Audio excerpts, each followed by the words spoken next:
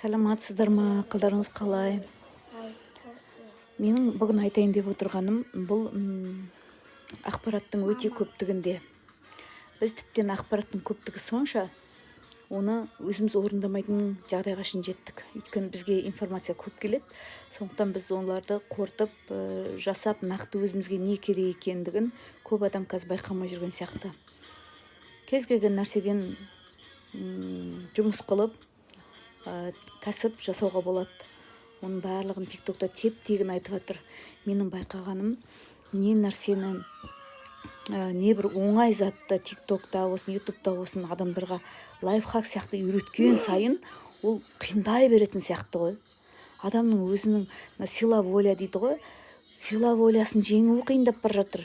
Ол бірдеңе үйреніп жасамақ түгіл, ниет қойып, оны әрі қарай жасаудың өзі қиындап бара жатыр. Мысалы, жай ғана кітап оқуды үйрететін болса, жай ғана ыдыс жууды үйрететін болса, жай ғана мысалы үй жинауды үйрететін болса, соны қиынсынып кетіп жатқан нәрсе адамдар өте көп. Сондықтан мен ойлаймын, мысалы адам өз-өзіне ақпараттық желілерге тазарту жұмыстарын жасау керек. Мысалы, өзіне нақты керегін ғана көру керек.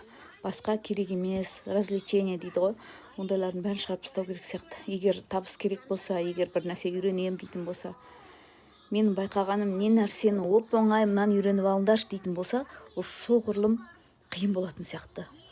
Қазір көп адамдар сондай. Сіздер не байқадыңыздар?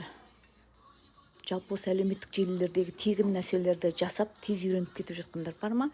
Жоқ әлде одан сайын соны қиындатып алып жатқандар бар ма? Достар, каналыма тіркеліп қойыңыздар, лайк басыңыздар, өз ойларыңызды жазып кетіңіздер.